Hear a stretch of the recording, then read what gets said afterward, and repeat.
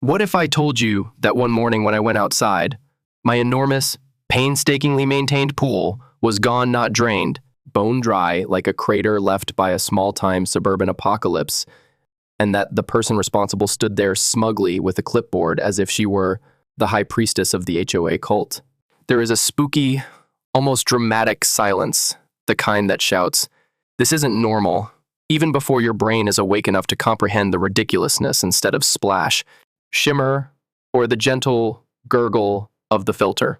I put on my slippers, still wearing my pajama pants, and rushed out back as if I thought I could see raccoons doing synchronized dives or something, but instead I was met with something so bizarre that for a while I honestly believed I was having hallucinations.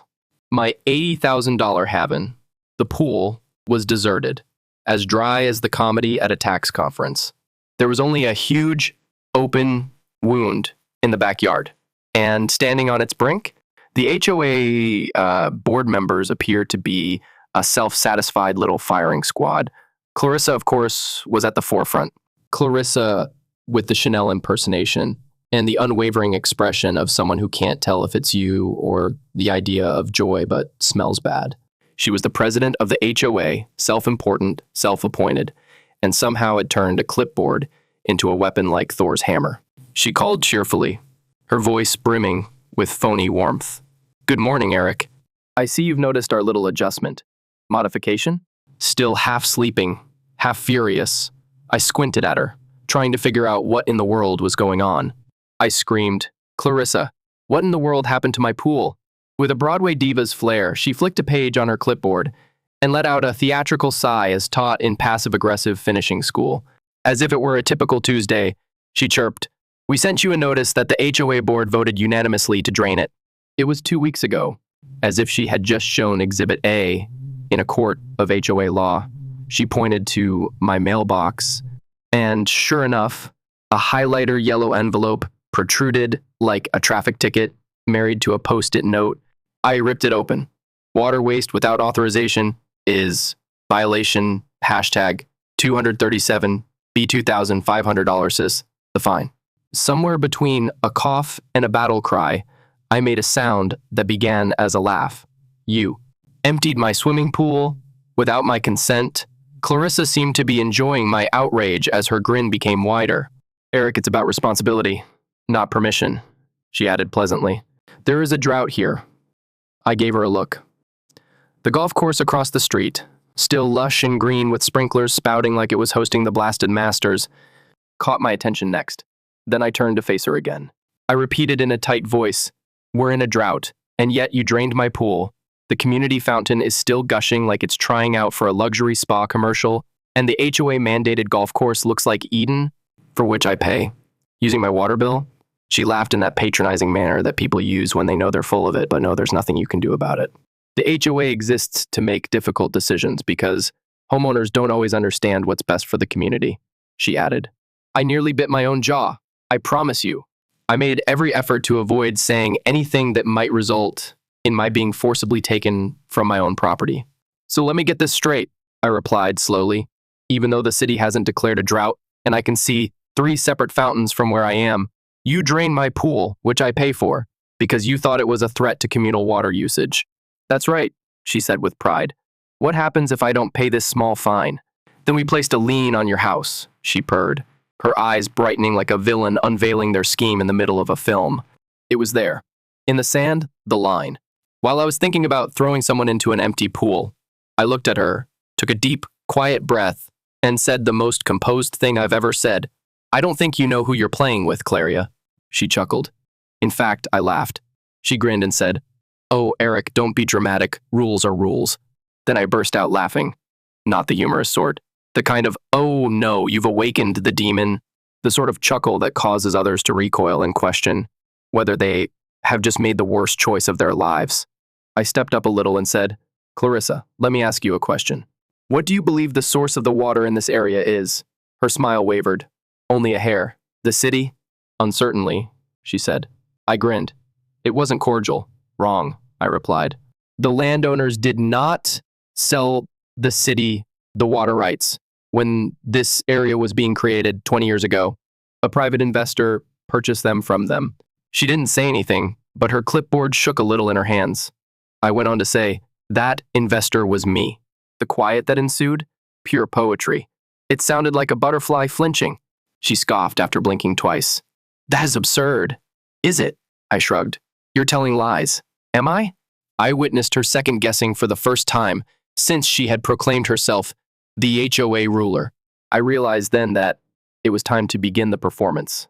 She had to hold her breath as I leaned in just enough. I whispered to Clarissa, you really ought to have read the fine print, because you just picked a quarrel with the man who controls every drop of water in this neighborhood. And with that, I turned and went back inside, leaving her clutching the clipboard like a shattered scepter, trapped on the edge of a pool she no longer commanded. I didn't get any sleep that night.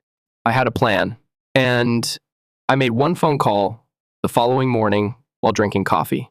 After 5 minutes, the neighborhood began to fall apart. The sprinklers were the first to go off. The pipes coughed a little and sputtered a little. Small, almost adorable. The garden hoses followed. Dead. Water faucets, bone dry. Toilets? I wish you luck. Clarissa, dressed in a silk robe and filled with moral anger, screamed into her phone and bounded into the HOA office as if she were going to summon the water back to life. It was unsuccessful. Because, as she was about to discover, you had better be absolutely certain that you are not on someone else's property when you begin a struggle over control. It appeared as though a water apocalypse had struck the neighborhood by the time I completed my second cup of coffee that morning. Garden hoses flopped around pointlessly. Joggers stopped in the middle of their stride and stared at dead sprinklers as if they had just lost contact with the Matrix. And someone down the street was already shouting into their smart fridge because even their ice maker had stopped working. Calm as ever, I watched it all play out on my porch, like the prologue to a drama I had been directing for years. Then Clarissa showed up again with her phone still pressed to her ear, dressed in the same silk bathrobe as before. But this time, she had wet hair and murder in her eyes as she stormed across the neighborhood like she was attempting to scare the pavement into submission.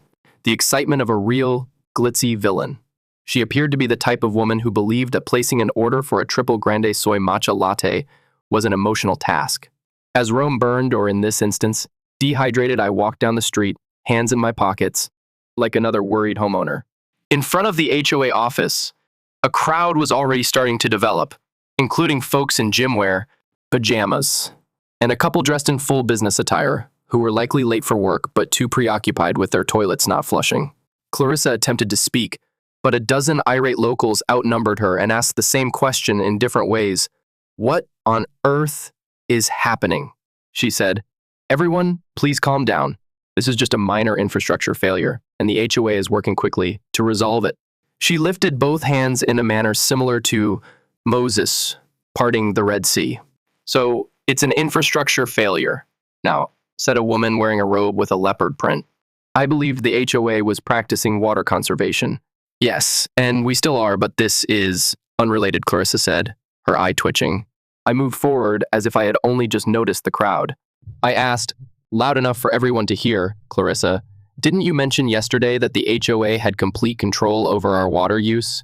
Her eyes met mine as if she were attempting to burn me alive with her fury. Now isn't the time, Eric, she murmured, gritting her teeth. Oh, I believe it is, I said pleasantly. You drained my pool to save water, fined me, and told the entire neighborhood that you were controlling water use, I said, pausing for effect, and now there's no water left. Not at all. There was even a gasp from someone in the crowd. Others whispered, making the connections. Clarissa was showing signs of deterioration. Eric, are you aware of what's happening? She asked firmly. I shrugged and said, me? I made a straight face and said, I simply thought the HOA had everything under control. Isn't that why we pay the fees? The crowd moved, whispering. People were turning. Like mold growing in a wet cupboard, suspicion began to grow. Call the city, Clarissa yelled, pointing to one of the board members. Right now. The man in his mid-50s, dressed in fear and cargo shorts, dialed, nodded, listened, and then gradually went pale. He muttered, They said the city doesn't control our water supply. Clarissa seems to have been struck by a rolled-up HOA bylaws binder. What? That isn't feasible. I whispered. No, Clarissa, it's not. Everybody turned to face me. I took a big breath glanced around the group, and uttered the one thing that really made the difference. The water rights belong to me. Dead quiet. A woman's reusable water bottle fell. What the F was mouthed by a man in sweatpants, but he didn't finish. Clarissa blinked as she glanced at me, as if her brain was attempting to reset itself to safe mode. "You're telling lies," she stated bluntly. "Go ahead and look through the records," I said. "They are open to the public. When the subdivision was constructed 20 years ago, the developers sold the land but retained the water rights. They later sold me those rights, however. The HOA, the city." I smiled and said, "Never bought them. So when you emptied my pool and hit me with a fine, you were imposing limitations on something that was out of your control? Like a fish in a blender." Clarissa's mouth expanded and closed several times. "You cannot simply turn off the water." I smiled and said, "Oh, Clarissa, I forgot to turn off the water. I just ceased disseminating it for the time being." Questions erupted from the crowd. "Is this lawful? Is he capable of doing that? Wait, does this imply that the HOA is powerless?" Clarissa spoke louder, saying, "Calm down, everyone. Our houses are being held captive by this man." "No," I replied. "I'm giving you an option. You may either get your water directly from me or continue to pay exorbitant HOA dues to maintain a golf course that none of you use and fountains that you are not permitted to touch. Reasonable prices. No penalties. No power outages." There was a long moment of silence, and then an older man near the front said, "I'm in." Another person answered, "Me too." A woman carrying a baby stated, "Honestly, I just want my tap to work. Screw the HOA." Clarissa stared in horror as her crowd started to break apart.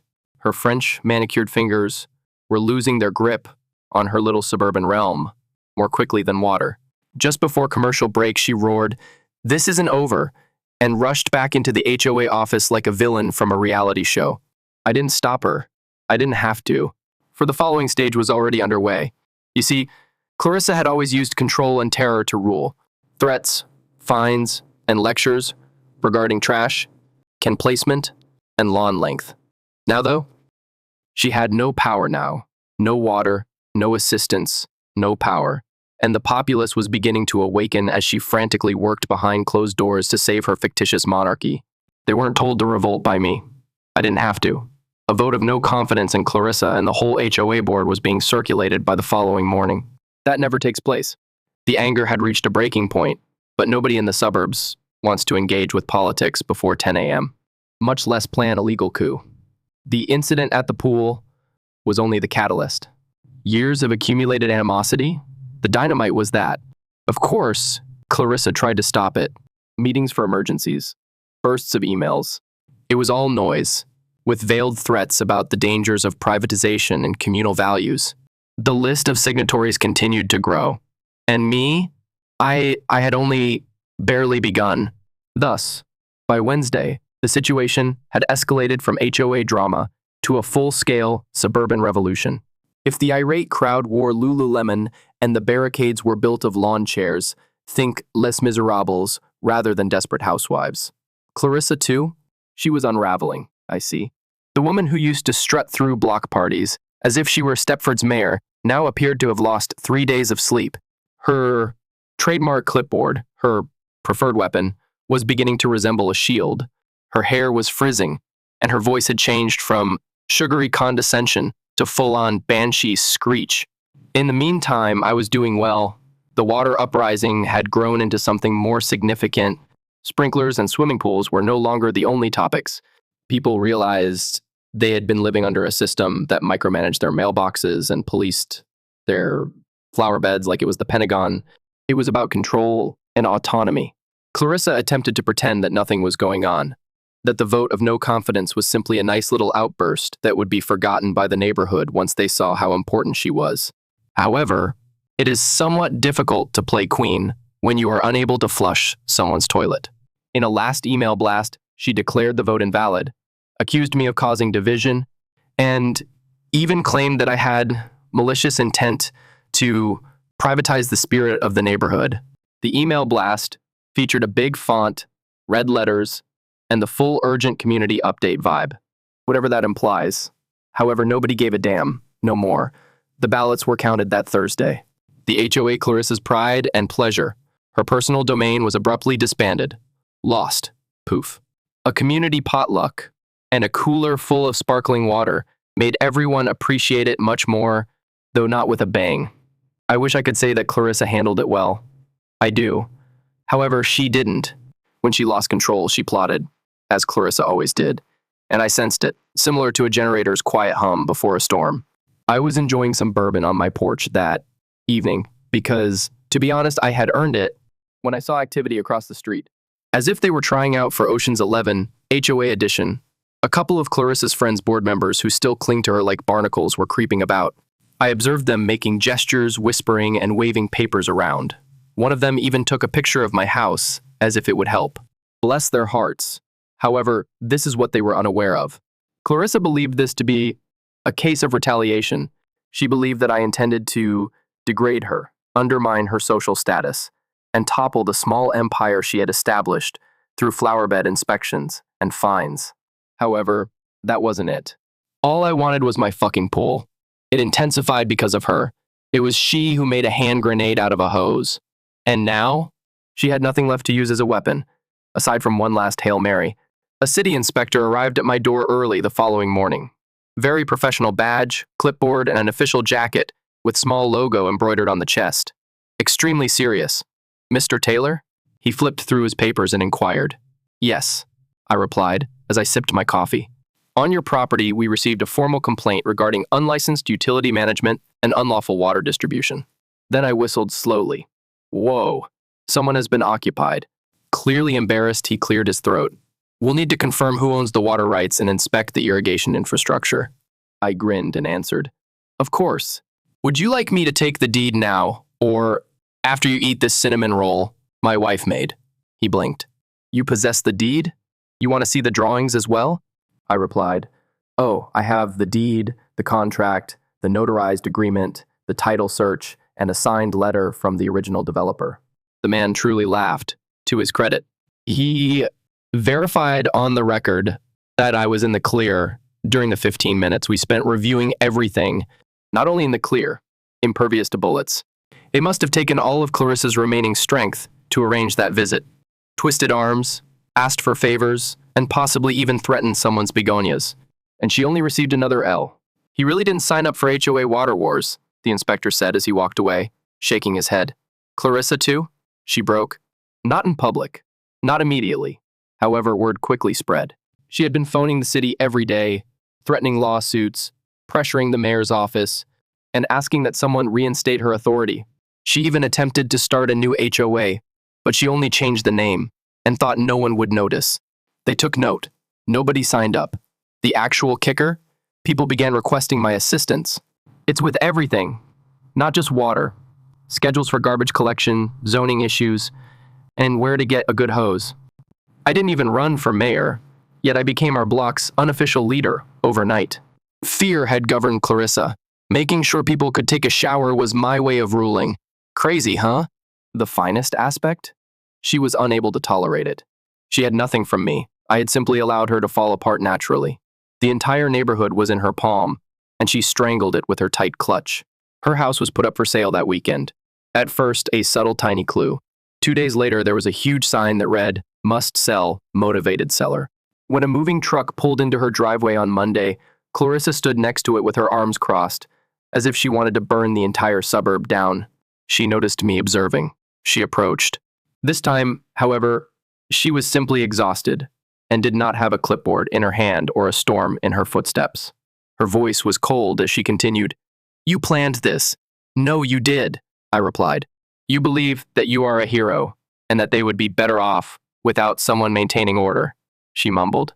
"I believe that people are intelligent enough to water their lawns without facing penalties if their grass is overly enthusiastic," I shrugged.